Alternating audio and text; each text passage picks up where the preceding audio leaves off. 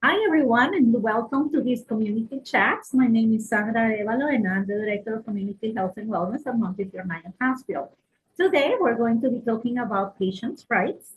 And for that, we have two very special guests, Luan Wise, who is the Associate Vice President of Compliance and Privacy Officer here at Montefiore Nyack, and Kristen Lorenzo, who is the Director of Patient Experience. So, of course, they deal with patient issues every single day, and they are here to protect the patient, the hospital, and everyone involved in different situations. So the good news is patients always have rights. And I don't know why rights and being right is written the same way, but some people say that customers are always right also. So we're gonna see about that today. And who is it better to do this than Luan and Kristen? So thank you, Luan and Kristen, for being here, for accepting this invitation. I know it's been a long time in the making, but we finally are here and we're doing it. So thank you so much for that. You're welcome. Thank you, everyone. Luan, I don't know if you want to tell us a little bit more about you and your role in Montefiore. Okay. I'm the Compliance and Privacy Officer here at Montefiore Nyack Hospital and also for the Highland Medical Group, which is an affiliate of our hospital. And I've been in compliance and been handling privacy for quite some time now. I don't want to say the exact amount of years because it's a lot, but a lot of patients' rights do fall under compliance and HIPAA. So that's why I'm involved with this presentation today, and I'm glad to be here. Thank you. Thank you. Kristen, I Sure. think Hi, role is everyone. very, very important at the hospital. My name's Kristen DiLorenzo. I'm the Director of Patient Experience. I've been with the organization for 10 years, and the Patient Experience Department manages our patient satisfaction data. We proactively round on patients and families to identify things that we're really doing well and celebrate those successes, and then also identify opportunities and things that we can be improving upon. We manage our complaints and our grievances in that process, as well as our language assistance program and our visitation policy, which all also involve patient rights. Yes, thank you so much. And it's funny because when I was looking at this topic, I found so many different. I just put patients' rights, and I found so many uses. Some of them here, it's like rights for parents, rights for moms, rights for newborns, rights for children, rights for the hospital, and for outpatient. It's way too many. So I have to give you guys credit because all of these. Wow, it's like a Bible of rights here. So thank you for doing that and for keeping us in check and our patients safe. But I know that today we want to talk mostly about the patient's bill of rights when the patients are in a hospital. And you see, it's a long list. It's very hard to see, and that's the reason why we have split those rights into different slides. And of course, you can see a beautiful picture of our hospital here. So let's start talking about those patient rights. Well, firstly, I'd like to say that all of the patient's Bill of Rights are posted throughout the hospital. And that's one of the mandates. And of course, we comply. And it's also in the handout that we give out inpatients and out outpatients. We give out these booklets. So the patient's Bill of Rights, these are based on New York State Bill of Rights. Other states might have them pretty similar, but ours are specific to New York. So those are the ones we follow and have posted. So the first one is understand and use these rights. So patients, when they are admitted into the hospital or even as an outpatient, if they look in the booklet, they'll see these, and it's important for them to know that they have these rights. So, and if for any reason they do not understand or they need help with these rights, the hospital must provide assistance, including an interpreter. Okay. Patients have the right to receive treatment without discrimination to race, color, religion, sex, gender identity, national origin, disability, sexual orientation, age, or source of payment. They also have a right to receive considerate and respectful care in a clean and safe environment, free of unnecessary restraints. They have a right to receive emergency care if needed, and have a right to be informed of the name and position of the doctor who will be in charge of their care while they're in the hospital.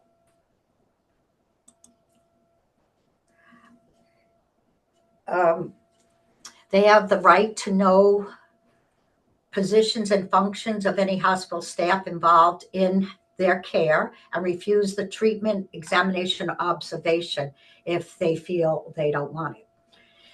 They have a right to identify a caregiver who will be included in their discharge planning and sharing of post-discharge care information or instructions. Sorry. You want to continue? Sure. Thank you. Next slide, Sandra. Thank you. So another component of the Bill of Rights is to receive all the information that you need to give informed consent for an order not to resuscitate. So the care team would review all of that information with you. We also have a right to refuse treatment and be told what those effects may be if you do opt to refuse treatment, refuse to take part in any type of research and deciding whether or not to participate, and also privacy while you're in the hospital and confidentiality for all the information regarding your care. Additional components of the patient's Bill of Rights in a hospital is to participate in all decision makings about your treatment and your discharge, review your medical record without charge. We have the MyChart patient portal, which is available to all of our patients. In the event you'd like to receive a copy of your medical record, the hospital medical records ROI department can provide that for you. Receiving an itemized bill and explanation of all the charges, and to view the list of all the standard charges and services in the health plan that the hospital participates in.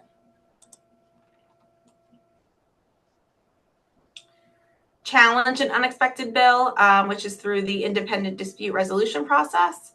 You can complain about care that you or someone else has received without fear of any reprisal about the care and services that you're receiving, and we would respond to you. And if you were not satisfied with that, you can escalate that further to the New York State Department of Health, and we would provide you with that information. And you can also authorize family members or other adults to be given priority to visit based on your individual requests. And then last but not least, you can make known your wishes when it comes to anatomical gifts. So donating your organs, eyes, tissues upon death. We work closely with Live On New York, and we would assist with that process if that's something that you or your family may be interested in. Well, thank you so much for that review. I know it's a lot to absorb right now. But we do have a few questions as always, and I would like to invite our participants here today. You know, if you have any questions or comments, please use the Q&A, the chat, send all of those comments and questions my way. I'll be happy to read them to Luan and Kristen for answers. So the first question here is, what happens if a person needs to go to the hospital and doesn't have insurance? I saw in one of the rights, it says that you have the right to receive care. And it doesn't really matter what the source of payment is going to be. But what if you don't have any source of payment or you don't have any money also? We care for anyone in the community, anyone that comes to the hospital needing care. We don't care what insurance you have or if you don't have insurance. Care is still delivered. You are triaged in the emergency department. You're seen by a provider. And then our registration staff may ask you about your insurance coverage. If you don't have insurance coverage, you still receive the same level of care that anyone else may. And we would put you in contact with our patient financial services department, and they can assist you with the process of getting coverage. Thank you, Kristen. Who can accompany any person who's hospitalized? Anyone that you'd like can be with you. We do have a visitation policy and a guideline that really just limits the number of people at the bedside, and that's just for safety reasons. In the event someone from the care team needs to urgently get into your room, we want to make sure that there is not a tremendous amount of people that could potentially be preventing that. But our visitation guideline is available on our website. We offer visitation 24/7, and we are working towards having more private rooms available within the organization so that family members that do want to spend the night do have a place to do that as well in a private area. We ask that the overnight visitors be 18 and older, but you can have 2 people at the bedside during the day if you would like those family members to visit. Well, thank you. You just answered my next question. Like, if it could be any age, or, for example, as a mom, I would imagine that some people like to have their kids right there, even though you are hospitalized. I don't know, but that makes sense. 18 and up. Do you have any recommendations as to who would be the best person to take care of you while you're hospitalized? Sure. If you have a healthcare proxy, that person would really be the best person to be the key individual to receive those clinical updates and partner in your care, since that's the person that you've designated to make decisions on your behalf in the event you're unable to. But anyone that you really feel most comfortable with and you want involved in your care would be appropriate. Just to revert back to what you said about the guideline, the age guideline for visitation, yes, it's 18 and up for overnight, but during the day, it's any age. Very nice. Thank you. What do I do if I don't want visitors during my hospital stay? I don't like people to see that my hair is not done, my makeup is all over the place. I'm just kidding, but what do you do? Sure. We certainly do experience that. Some people, they are not feeling their best, may not be looking their best, and they're just not open to having anyone visit, and that's perfectly fine. We refer that to as a patient is choosing to opt out of the system. So there's a form that they would complete, or it's something that we can do on our end, and we would essentially make them invisible in the census, so that if someone were to come to the front desk and ask to visit Kristen DiLorenzo, for example, and I'm opted out, they would be told that we don't have a patient here by that name. And for example, will people still be able, even if you don't want any visitors, to find information about your status, let's say on the phone or something? Nope, same thing aligns if someone were to call. If you're opted out, they wouldn't be able to confirm or deny that you are here in the hospital. So it's like you're hiding. Okay. What do I do with my personal property while I'm hospital? So first, we suggest that you keep personal property at home. Obviously, most of the time that you come to the hospital, it's not an expected visit. So we understand you may have personal property on you that you happen to just arrive with. We would suggest giving those personal items to your friends or family member that are visiting and send them home to be secured. But in the event you're unable to, then we do have a process where our security department would secure your property for you. Sometimes there's assistive devices such as hearing aids or dentures that you obviously need to keep with you. So we would give you the proper equipment to store that at the bedside. And what happens if something gets missing? If something gets missing, then our security department would conduct an investigation. They would interview staff, they would look at video footage, but ultimately we do rely on our patients to manage their own personal property. Thank you. If I don't speak English, how do I communicate with my healthcare team? So we have a service through Propio, which is the name of the vendor we used. It's a certified medical interpreter company that they have hundreds of languages and interpreters available. We have bedsides at we have phones at every single bedside, where we can very easily, within seconds, get in contact with an interpreter for a variety of languages. And we also have iPads throughout the hospital where we can do a video chat with an interpreter as well, and that includes American Sign Language. For our deaf community members, we also have a contract with a local service to bring in an in-person sign language interpreter if that is the preference. But we want to make sure that we're communicating with you in your preferred language, whether that's spoken or that's sign language, and that, of course, is a patient right. Are there instances where patients do want to use the phone line and they prefer an interpreter in person? We do have times that patients would prefer to use their family member, for example, as an interpreter.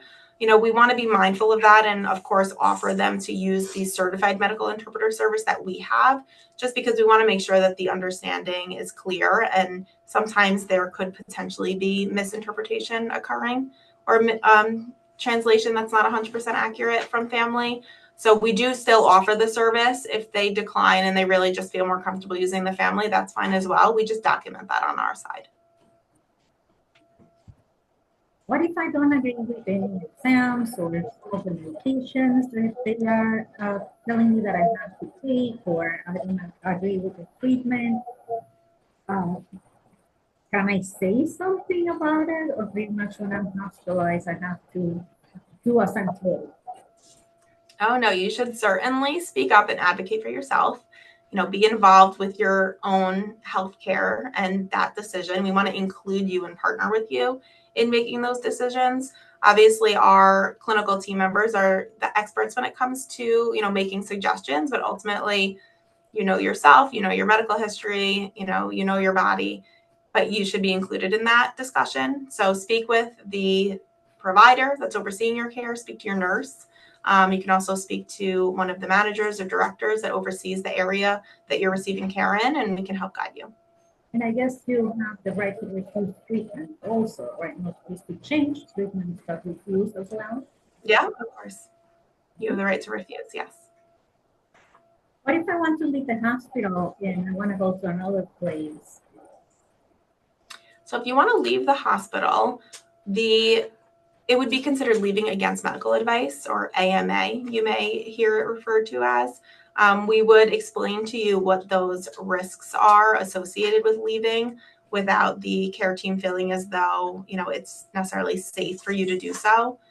At times, we may hear requests, for personal beliefs that patients want to go to a different hospital for whatever reason. They have a family member that works there and they're just more comfortable.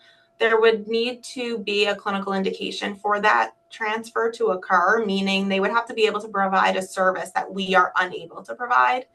In the event that that is not the case and we can provide that service and it's more of a personal choice, it would then be the patient or family's responsibility to find an accepting physician.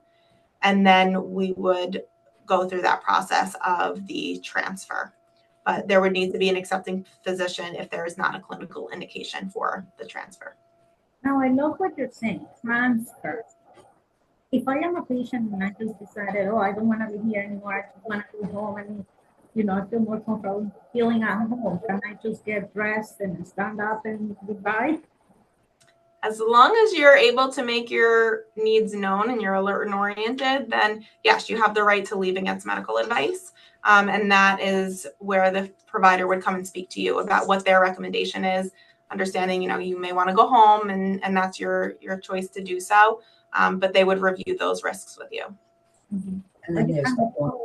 Yeah, they would present a form for you and ask that you sign it. Yeah, but you have to go through that process, right? You cannot just pack and leave. You don't have to sign the form. It still would be considered leaving against medical advice. But we have unfortunately had times where patients do opt to leave in the event they still, for example, have like an IV in. That is a safety issue. So we would have to escalate that to the police department. How do I contact if I want to comment on the treatment I'm receiving or receive during the stay, or maybe a comment about the staff, good or bad, Maybe even better if it's good. Yeah, definitely. Well, we have recognition cards that we provide to all of our patients that are admitted. It's in a packet that they receive on admission, and they're able to handwrite a recognition about a particular staff member. They're also given a contact information for the patient experience department and the manager or director that oversees the unit or department that you're being cared on. You can really go either way. You can contact members of your care team, the leader of that, or the patient experience department. Mm-hmm. And Kristen, another question just occurred to me. If you need to contact the doctor that treated you at the hospital, who do you reach out to? You can ask your nurse to get in contact with the doctor that's caring for you, Okay. and they would facilitate that communication. Yeah. So in that case, it's best to reach out to the nurse directly, right? Yeah, the nurse is with you all the time, and readily available, whereas the provider may be, on another floor for a short period of time or whatever that the reason may be, but your nurse would help facilitate that communication amongst the care team. But sometimes, like, you get discharged, you're already at home, and let's say you're having a problem filling out prescription or something like that. So in that case, who do you contact? On the discharge instructions, there is contact information printed. So you would follow those directions if you encounter any issue. Yeah, so it's important that you wait for those discharge papers. That way you're going to have the information that you need in order to be able to be better at home. Okay. Luan, I think this one is for you. What are advanced directives and why are they important? Advanced directives are written instructions of a patient's healthcare treatment when they're not able to make decisions. So they would have written instructions of what they want or don't want. It includes healthcare proxy and a consent to a DNR, do not resuscitate, and also a living will. Mm-hmm. Is the living will, is that different than the will? The living will can be, is actually the instructions of what specific treatment you want or do not want. And that could be in the advanced directive. It could be a separate document. It also could be listed on the healthcare proxy form, the New York State healthcare proxy form. So it's inclusive in that, but it can be some people have like a separate living will, it's called, but an advanced directive is much more comprehensive. Okay. Are advanced directives something that you will to fill out, let's say, with like a lawyer or something like that, or you mentioned a form? Is there a specific form that we need to fill out? On the next slide, I was going to go into that one. I think it says, how do I choose my healthcare proxy? So I'm glad this question was posed that way, because we all think a healthcare proxy is an actual individual, but it's really a form. It's New York State form, the healthcare proxy form, where you appoint 2 healthcare agents to provide the instructions to the physician if you become incapacitated. Okay, so there's 2 agents listed. The primary agent is the one that would make those decisions if the patient's not able to. The secondary one only comes into play when the first proxy does not want to assume that position, or if they're not capable or we cannot locate them. And then the second agent would make those decisions. Okay. So if a patient comes into the hospital without an advance directive or without any kind of living will or any written instructions, we do ask them to fill out the New York State healthcare proxy form, which is also on the New York Department of Health's website. It's also in the booklet we give out patients. It's called Your Rights. This is put out by New York State. And there's an actual form in there that patients can fill out. You need 2 witnesses. This is the only thing we allow our staff to witness, and that's the healthcare proxy form. You see the next question in the screen. Does having an advanced directive affect the quality of the healthcare? Absolutely not. Everybody gets the same good quality care, whether they have an advanced directive or not. Mm-hmm. It's highly recommended. Okay. What happens if the patient has never signed an advance directive and is unconscious at the time that they get to the hospital? So the question is, if the patient doesn't have an advance directive or instructions, that who would be making a decision when the patient is not capable of doing that? Correct. We would defer to the New York Family Care Act, which has a list of people who would be next in line to make those decisions. And we would like them to sign a form once we make that decision. Firstly, it would be the spouse. Then it's the spouse or the domestic partner. The domestic partner would kind of like have to prove. That's why it's always good to have this stuff in writing before you become incapacitated. But the domestic partner would have to prove that they're a domestic partner. And in New York State, there's actually some kind of a certification that you get, or an attestation. So that would be required. After the spouse, children, and if there's no children involved, if the parents are still around, it would be the parents. And there's a whole list of who would be next. And if we exhaust that list, a close friend, a good neighbor, can also fill that position. However, it has to be somebody who really knows what this patient's requests were before they became incapacitated. Again, it's so much better to have all this in writing, and it makes no difference health-wise or your age. You can be a healthy 20-year-old. It's always good to have all of these things in writing. An advance directive is the best way to go. What if you've never been to the hospital? Where else can you download this advance directive from? Where should you keep it? From the Department of Health's website, you can go in there and look up healthcare proxy, and you can download the paperwork. You can go to an attorney and you can get like a whole written will that will include an advance directive. There's several ways of doing that. The most simplest way, obviously, is to download the form. If you live in New York State, it's valid. Fill that out, have 2 witnesses, and provide that to your primary care physician. And if you're admitted to the hospital, bring that with you, even if you're coming in as an outpatient.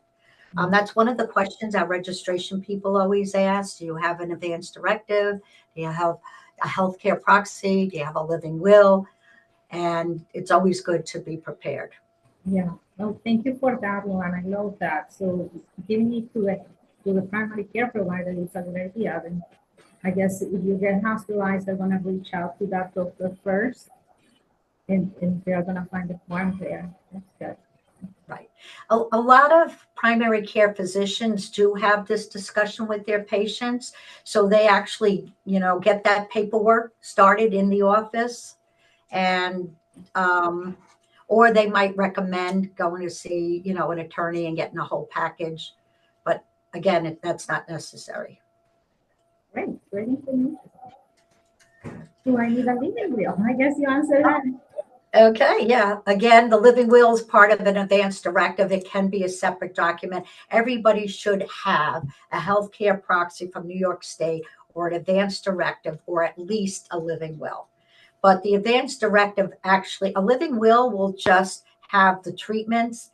It probably will not include who you want to make those treatments. So that's why it's kind of like part of the advance directive, which includes all those things. Mhm. Okay. Now, this living will, since it's different than the advance directives, is something that has to be signed by a lawyer, or does it have like different requisites to be legal, or? You can write down on a receipt, and that could be a living will, and you get 2 people, just say, these are my wishes if something happens to me. Okay. If you use a healthcare proxy, you can really define what you want in certain spaces. And those areas, I don't, let me just look if I can find one. The living will where it has, there's a space where it says optional, and you can actually, list everything that you want to receive as treatment or what you do not want as treatment. Okay. That part of the healthcare proxy is called the living will. So if anything like that, you really want to have witnesses. So whether you have a living will, an advance directive, if it's not formalized by an attorney, you want to have two witnesses to validate those are your wishes. Okay, perfect. So two witnesses, that's important. Two Even if witnesses. it's in the back of a receipt, but two witnesses. Right. What happens if I change my mind after I have signed my proxy and Well, have my two witnesses? if you're in the hospital, you can tell your treating team that you don't want to. You want to just you don't want to use the advanced directive instructions, and you want to change your healthcare proxy. That can be done verbally. Okay. If they want a new healthcare proxy, we can do that using the New York State form and have two witnesses. A verbal is fine, and that can be documented.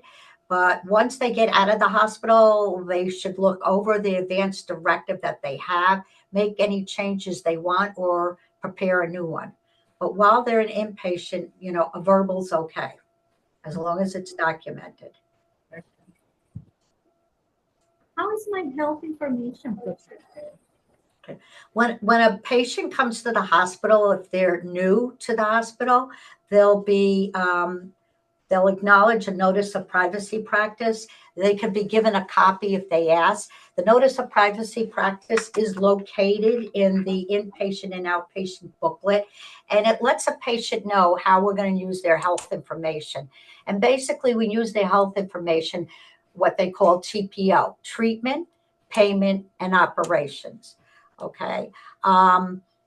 They also, as far as protections in our electronic medical record, it's role-based. So only people who are involved with the treatment of that patient should be able to go into the record. If anyone else does, the compliance officer gets a report, and those people are flagged, and we do an investigation to find out why they were in that patient's record. We do take patients' privacy very important. We do not allow coworkers to go into each other's records. And again, the EMR set up its role-based, so the treatment team would have access to what they need to be able to do what they need to do for the patient. And the same with our billers, they'll only get access to the information they need to submit a claim to the patient's insurance form. So again, we take patient privacy, very importantly here, and have numerous software in play to make sure people are not snooping in records that they should not be. Right. Now, there was, when you were doing the review of the different rights, the 21 rights, there was actually one about medical records. So if someone is asking for my medical records, or how is that? How does the hospital know that it is indeed for me, or someone I sent them up, or how is that? Well, there's a form that's available online on our website that could be downloaded, has to be filled out. And when patients come to get their records, they have to have a form of ID to show that they are that patient, to make sure we're giving that information, those medical records, to the patient. If the patient's not able to do that because of they can't make decision making, they can send their healthcare proxy in, and again, identification will be taken, usually a license, and there's different ways of making sure when they come in for records, it's the person that should be receiving the records. Okay, thank you so much. Well, that was a lot of questions, and thank you very much for answering them all. Let me just quickly check if we have any more questions from our audience. Over here, I don't see anything, but this was very comprehensive, actually. And thank you for explaining it so well and so easily. I think that when people, uh, if they're listening now or if they're going to watch the recording later, they're going to be able to understand what this is, because sometimes all these terms are like, what? I don't know what it is. So thank you so much for putting it in plain English. That's great. Thank you so much. You're And quite welcome. I think that's it for today. Luan, we're going to let you go so that you can go to your next meeting on time. Thank you so much. Okay. Thanks for having us. I just wanted to mention, if people want further information, the State Department's website has numerous information, all the forms that people need. It's really a good site. It's very valuable. And also they can reach out to us and we'll be available to answer any questions or go into further depth. Yeah. And thanks for having us. Of course, that's very generous of you. Thank you. And thank you to our participants. I hope you like this information and you're going to make good use of it. And if you know of any other people who need this information, feel free to share the link, which I'm going to be sending hopefully this afternoon, if not by tomorrow. Thank you again. See you next week. Thank you, Thank Sandra. you. Bye-bye. Bye, everyone. Thank you, attendees.